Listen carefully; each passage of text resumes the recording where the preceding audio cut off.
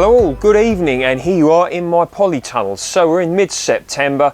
It could be described as late summer or early autumn, early fall, depending on your point of view. So today I thought I'd take us around the polytunnel and you can see what I've got growing in here. This polytunnel, otherwise known as a high tunnel in the US, if I am not mistaken, it's 6 meters that way and 3 meters that way. So that's about 20 by 10 feet. This is a Feel Good UK polytunnel. And I put it up in May last year. Yes, May last year. I'll link the video down below. You can look at that if you'd like to see how I went about putting it up. I'll also link a load of other videos down below how I've secured other polytunnels in the past. Very important to make sure you secure your polytunnel properly. So I've got a watermelon growing down here. This is variety Siberian Lights. Now, the melon project has not been that successful this year, but that's just how gardening goes. So I'll link a load of melon videos down below if you'd like to see some melons I've grown in the past, and you can hopefully learn from those videos. But either way, let's pick this tiny little watermelon. So it is indeed a watermelon, albeit a very small one. So let's cut it open. I'm not expecting it to be particularly successful, but let's have a look. Goodness gracious. Actually, that's quite good. So let's cut it. One thing I like about this is there's a lot of flesh on it, and the rind is not too thick, so it looks like, even though this is a small watermelon, plenty of edible fruit there. So there's a closer look, and you can see it's a relatively deep red. I initially sown the seed for the watermelon plant on the 30th of March, and I planted it out in the pot down there on the 8th of May. So if I do indeed remember correctly, I actually germinated this seed outside on the trays over there. I put a little plastic covering over the pot and it germinated very well. So let's try this. Yeah, perfectly fine. We'll do a bit of harvesting of peppers and chilies. So this one here, this is California Wonder. That's a nice one. That's a sweet one. This one here is Mini Red. That's also a sweet one. And this one here, this is Basky, and this is a hot one. So we'll chop some of these up. So this is the Mini Red, and this one here is the California Wonder. Hey, and this one here is the Basky. Just have a little bit of that one, methinks. So we'll try the Mini Red. That's got a nice taste, that one.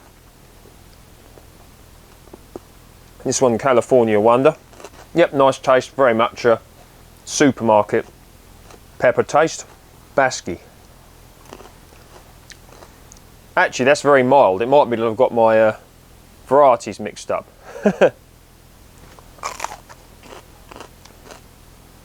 No, I haven't got my varieties mixed up.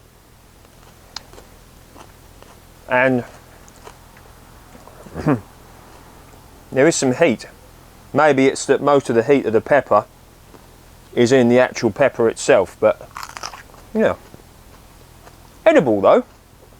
Not that hot. I'm not recommending anyone who's not into spicy food start eating a spicy pepper, but yeah, nice. When sowing chili and pepper plants, you want to sow them early in the year. The majority of these went in January, so I'll link a video down below. You can check that one out and you can see how I went about growing them, but good yields, plenty more down there, so good year for those so far. Now down here I've got some aubergine plants. So these are variety Czech Early, and I initially planted them on the 17th of February and plant them out on the 8th of May. So these I raised on an indoor windowsill for the first few months of their life, the same as I did the chili and the pepper plants. So these are variety from the Czech Republic, and they grow to about the size of a pear, and they are a nice aubergine. Had one a while ago and cooked it up, and it was good. So let's have a look at these. So that's aubergine variety Czech Early. So they're a very heavy cropper, and they don't go the sort of shiny dark colour, the classic aubergine, if you will, goes. And if you want a good heavy cropper aubergine plant, Chillies could be the one for you. This is aubergine variety long purple, grown the same way as the Chillies aubergines. It resembles more the classic aubergine colour and it's shiny. Going to leave it a bit longer. Here you can see a variety of greens. So these are pak choi.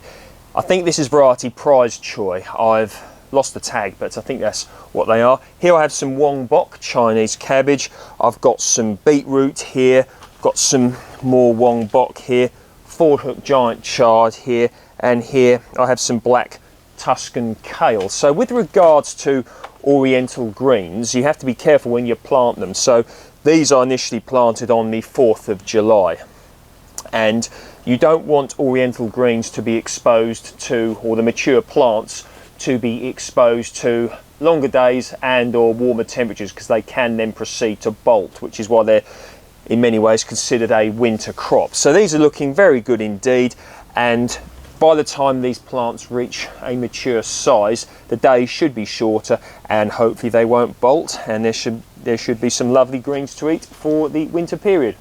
Up here I have a fig and it's ripe. So this variety, Madeleine de Deux-Saisons, is said to be able to produce 2 crops of edible figs here in the UK a year. Hasn't happened yet, but it's still a relatively young tree, so we'll see what happens.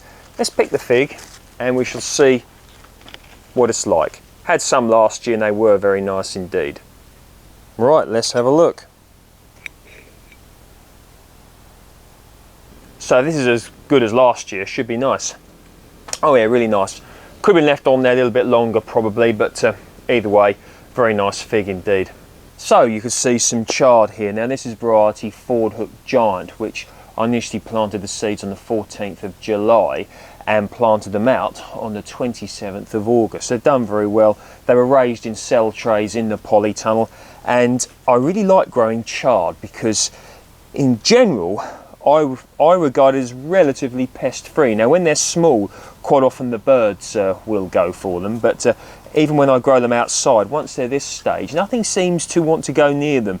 Caterpillars, birds, etc., slugs, they seem to stay like this. So if you want a relatively low maintenance crop, chard could be one of those. Of course it may be some variation depending on the pests where you are, but here chard does very well in the polytunnel and also out in the open ground, as long as it's protected when it's relatively young. Regarding watering, I'm really going heavy on the water. I water them about 3 times a week. So this area here, it gets the capacity of this 13 litres, which is about 2.9 imperial gallons or 3.4 US gallons. I use rainwater from the water butts and really give these a good soaking. In fact, everything in here gets a good soaking about 3 times a week. And it's very important because I want these to establish really well before the days get shorter, before the temperature drops, and then growth can come to a standstill or at the very least slow down. So I really am working hard on making sure that I get nice big leaves ready to eat by around November time, which I'll leave them as long as I can, eating other ones that I've got planted outside in the open ground. The soil in here is very good. The compost mulch I made largely out of cardboard and grass clippings, which I got from grass cutting jobs. Many of you may remember the hotbeds I made in here earlier in the year. They turned into compost, or at least mulch. Then I spread it out and mulched many things in here, including the nectarine and the peach tree and the orange tree I've got down the other end, and really benefits from good soil. So I'll link that hotbed video down below if you want to have a go at making some relatively easy compost in a ton bag. So you can see on here I've got plenty of seedlings ready to be planted out. In fact, many of these do really need to go out, so probably going to be going down the allotment relatively soon and planting out down there. Maybe some here as well, just waiting for some ground to become free, which I will do as and when I can. So there we are. But anyway, once again, there's loads I could show you, but we don't want the video to be too long, so I'm going to sign off now. If you like my work, please feel free to like and share it with anyone you think may be interested, and if you'd like to be notified of any further videos I put up, please feel free to subscribe. Thank you very much for your time, I do appreciate it, and I'll see you in the next video.